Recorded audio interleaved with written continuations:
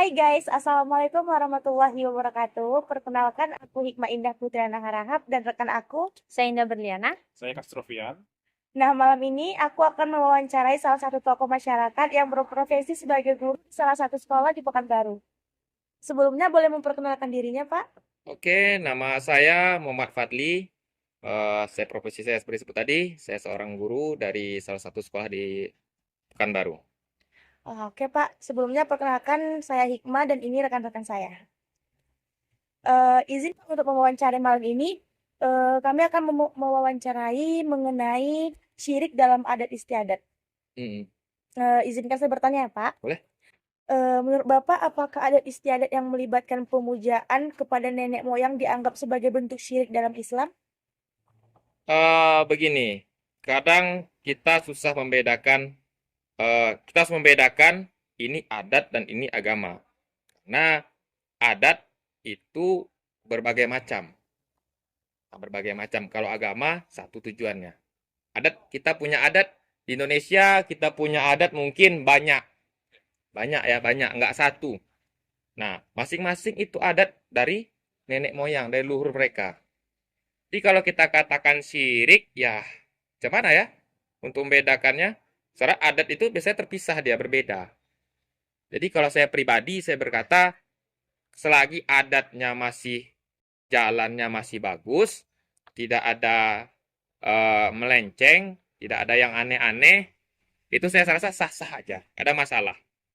Cuma kalau sudah melenceng seperti adatnya itu seperti yang pernah viral itu ritualnya itu seperti seks bebas gitu. Nah, itu bagi saya memang tidak masuk. Tapi kalau selagi masih tidak ada hal-hal yang aneh, itu masih belum kita katakan syirik lah gitu. Karena adat itu memang sudah ada di zaman dahulunya. Nggak sekarang aja adanya. Memang seperti Bapak bilang, beberapa daerah itu mewajibkan untuk melakukan hubungan seks terlebih dahulu sebelum melangsungkan pernikahan gitu, Pak. Memang benar sih, di beberapa daerah itu ada yang melakukan seperti itu. Lanjut, Pak, pertanyaan keduanya.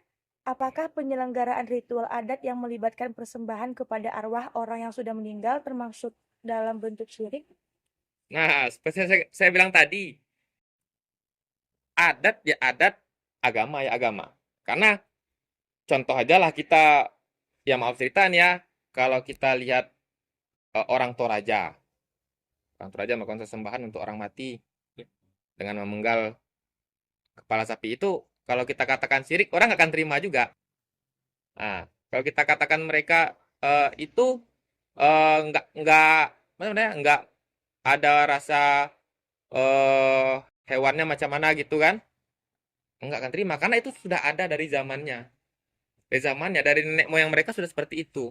Nah, kita kaitkan ke Islam lagi, ya kalau kita baca di Islam itu penyembelihan itu ada tata caranya. Nah, ada tata caranya. Sementara kita bandingkan ke arah yang lain, ini berbeda. Jadi kalau bagi saya adat, ya ini adat. Kalau Islam ya Islam, agama kita. Jadi mana yang mau ikuti ya kalau adat memang sudah ada dari dahulunya. Nah, ya begitu aja. Oke, Liana, boleh lanjut pertanyaannya? Izin bertanya Pak untuk pertanyaan ketiga. Apakah ada istiadat yang mempercayai kekuatan gaib dan mengandalkan dukun atau perdukunan dianggap syirik? Nah, begini. Kalau negara kita ini terkenal dengan mana ya? Dengan ilmu-ilmu seperti itu udah terkenal dari zaman dahulu. Cuma kalau sudah disalahgunakan seperti santet atau pelet, ya mungkin ya kita katakan atau menyembah sesuatu untuk mendapatkan kekayaan, mungkin bisa kita katakan itu syirik. Karena kita nggak percaya dengan Tuhan kita. Tapi selagi kita percaya dengan Tuhan, ya nggak bakal kita kerjakan seperti itu kan. Nah, Benar sih, Pak. jadi intinya gitu aja. Kalau ilmu yang digunakan jangan gitu. Ilmu yang punya di kepala kita aja nih, kita gunakan melenceng. Jatuhnya kayak mana? Salah juga Salah sih, Pak. juga jadinya. Apalagi kalau udah penggunanya salah. Hmm. Begitu.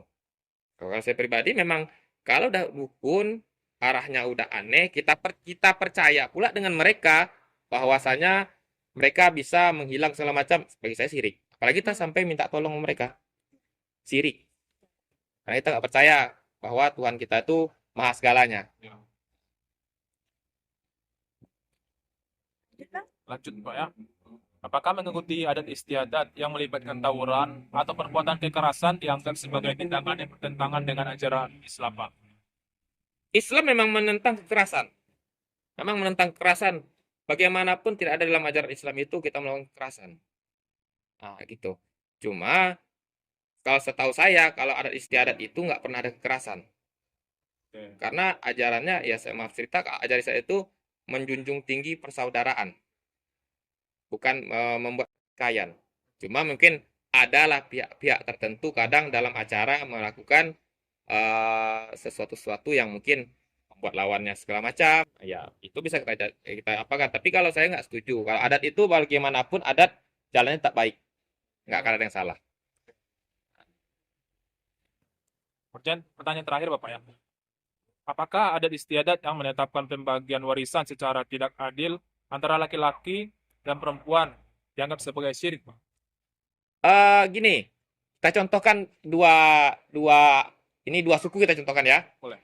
Suku Minang dan suku Batak. Ya. Kalau Minang itu pembagian warisannya jatuhnya paling banyak ke tangan siapa? perempuan. Perempuan. Sedangkan di Batak bagaimana? Laki-laki. Laki-laki. Jadi ini ada istiadat ini. Kan saya bilang agama ada istiadat itu berbeda. Kalau secara agama pembagiannya sudah tertera di situ semua. Ada, persen-persennya ada. Ah, tapi kalau dalam adat itu udah lain cerita. Jadi ya kalau orang tua biasanya pasti mengikuti adat seringannya. Ya. Pasti ngikutin adat. Oh, ini laki-laki, ini harus ke perempuan. Ikuti adatnya pasti. Karena kalau orang tua kita itu percaya seperti itu. Udah didikan dari orang tua, nenek moyang seperti itu, sampai ke dia juga. Kita pribadi pun, misalnya hikmah, orang ya darah Batak lah, darah Batak. Bagaimanapun dia udah tahu, oh nanti atau warisan kita nih pasti datang ke abang, ke kakak, ke abang-abangnya. Nah gitu, udah ada. Jadi kalau dikatakan yang mana mau diikuti ya sebenarnya tergantung orang tua kita sendiri. Mau dia secara Islam kah? Tapi kebanyakan selalu secara adat. Karena kalau keseringan terjadi, kalau nggak secara adat, banyak pertikaian-pertikaian terjadi. Dan itu Nah. nyata, Pak. Banyak pertikaian yang terjadi. Antar saudara gitu. Antar saudara, om, tante, segala macam. Pasti akan mempertanyakan itu. Jadi itu sudah leluhur kita yang membuat seperti itu. Bagaimanapun pasti orang tua akan ikut adat kita. Adat yang dia punya. Baik. Ya, mau bagaimanapun tetap diikutinya. Mungkin kami cuma mempertanyakan itu aja, Pak. Kami ucapkan Ya. terima kasih untuk jawaban yang udah Bapak berikan. Oke, guys, untuk wawancaranya mungkin cukup sampai di sini. Terima kasih udah nonton di channel YouTube ini. Kami ucapin terima kasih. Dadah. Assalamualaikum.